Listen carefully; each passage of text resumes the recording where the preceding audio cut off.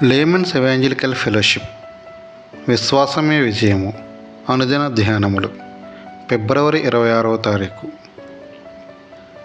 మా విశ్వాసము వృద్ధి పొందించుము.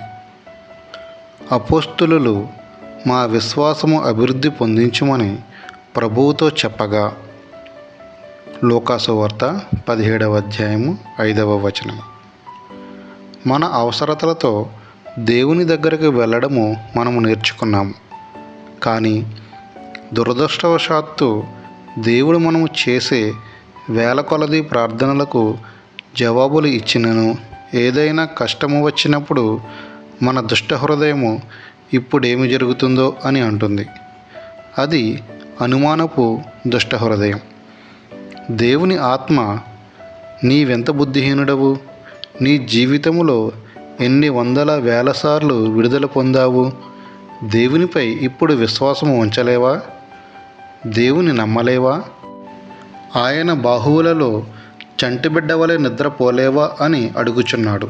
అవును, దేవుడు మన ఎదుట ఉంచిన విశ్వాసపు ప్రమాణాల నుండి భయంకరంగా వెనకబడుచున్నాము.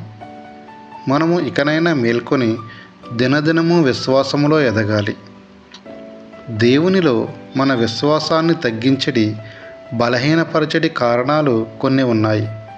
మనము వాటి విషయమై చాలా జాగ్రత్తగా ఉండాలి.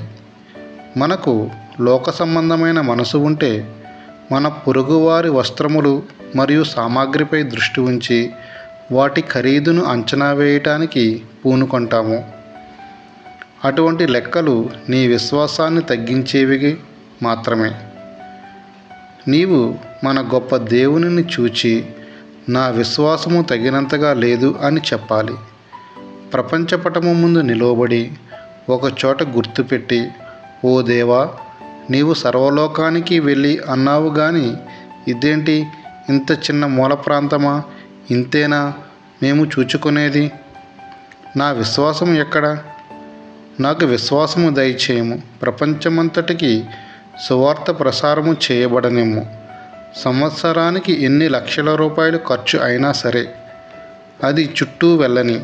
ఇంకా మరికొన్ని స్టేషన్లు మాకు కావాలి అని అంటావు.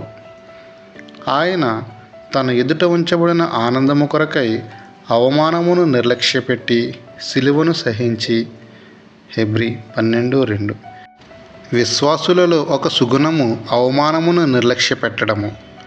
మనము చాలా భయపడతాము. ఏదో నెమ్మదిగా ఉండి నా దారిన నేను పోతాను అని అనడం విశ్వాసము కాదు. విశ్వాసము మనలను తృణీకరించిన వారు చేసిన చిన్న అవమానాలను, చిన్న ఎదురుబాటులను లెక్క చేయదు.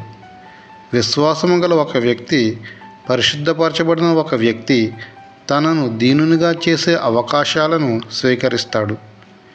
మనకున్న అవకాశాలు మన చుట్టూ ఉన్న అనేక మంది పేదవారికి లేనందుకు మనము విచారించాలి.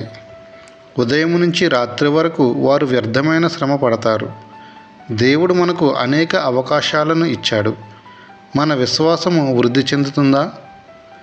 జాషువా డానియల్ గారు.